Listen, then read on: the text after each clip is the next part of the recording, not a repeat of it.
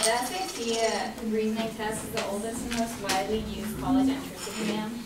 It has been one of the most stressful and expensive things about getting prepared for a high school student to go to college. In the interest of better and fairer admission into college, my partner and I want to abolish the SAT test.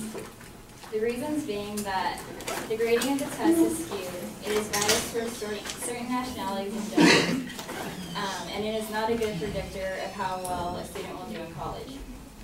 Students are given 3 hours and 45 minutes to answer 170 questions of critical thinking, math, and grammar, and then to write an essay. The fact that the test is time constricted means that students have to rush to finish, leaving under a minute for most multiple choice questions, making them more likely to get the answers wrong. Also, there is a guessing penalty, which means that not only do the students not get the point if the answer is wrong, but a fraction is taken off of their total score. Of course, not all scoring is perfect. According to fairtest.org, the test makers admit that two students' scores must differ about 120 points before anyone can be sure that the differences are meaningful. That's 120 points that could keep you from being considered for admissions compared to other students with higher scores. Also, Dr. Les Perelman of Massachusetts Institute of Technology claims that longer essays have higher scores and shorter essays have lower scores. The reasoning for this is that there is a limited time to grade the test and look for value in the work, meaning that longer the essays are more likely not to be looked at as thoroughly. Graders are given about 3 minutes per essay, which pays about $17 per hour. If they want to make more money, they must score 30 essays per hour, which leaves about 2 minutes per essay. With this in mind, it's hard to know if these essays are even looked at, or if the graders simply want more money and to go home earlier. Also, facts for the essays do not have to be correct. Students can make up claims about anything, and scorers are not allowed to penalize their score.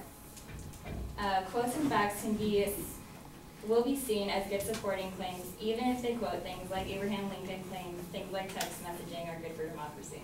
It doesn't matter. The idea that students can just make up facts seems to undermine all the work that high school has put into their education, and is something that, as far as I know, is frowned upon in college. Our second reason for wanting to abolish the SAT is that it is biased towards specific genders and nationalities. For example, although females earn higher grades in high school and college, their SAT scores were 35 points lower than males in math, and then 3 points lower in the verbal section in 2001.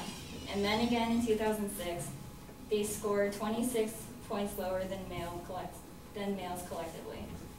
The test rewards men because they are quicker with decision-making skills and strategic guessing, while women tend to think more in depth about the question and usually work the problem out, considering multiple possibilities to be true.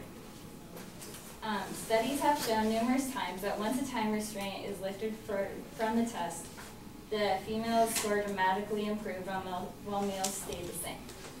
A test was conducted by the Educational Testing Service that studied a variety of questions on advanced placement tests and found that the gender gap narrowed or disappeared on all types of questions, such as short answers, essays, and constructed responses, except this didn't change for multiple choice.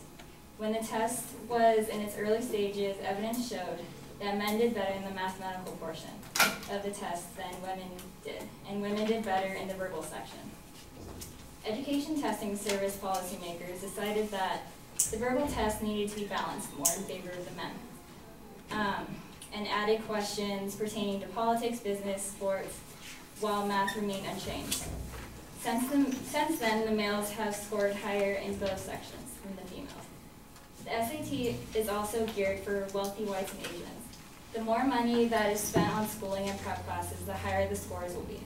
According to FoxBusiness.com, one upscale Manhattan tutoring company offers private tutoring starting at $195 per 50 minutes. Presumably, if you want to see serious test score improvements, you'll be scheduling your child for tutoring at least once a week for at least a couple months. With hardly a blink of an eye, you could be paying $3 grand or more trying to raise your teenager's test scores. These students are obviously going to have the upper hand on the test. since it's incredibly unrealistic that every high school student will be coming from a family who can afford this type of tutoring. Our last reason to abolish the test is that it is not a fair predictor to show how students will do in college. There is no way that a test that lasts only a few hours can add up to 4 years of high school that consists of thousands upon thousands of hours of studying and learning. Similarly to the way that we do not judge baseball players on a single bat or a day's performance, but over years. This is the same way that students' achievements should be viewed, as something that took years to come to the final result, not just a few hours on a test. The better solution would be to take subject tests to show how well a student can do in one subject instead of multiple subjects that they've already learned and will not be counting on as much for going to college for their majors. Studying the subject test will eliminate focusing on test-taking skills and instead will focus more on the material at hand.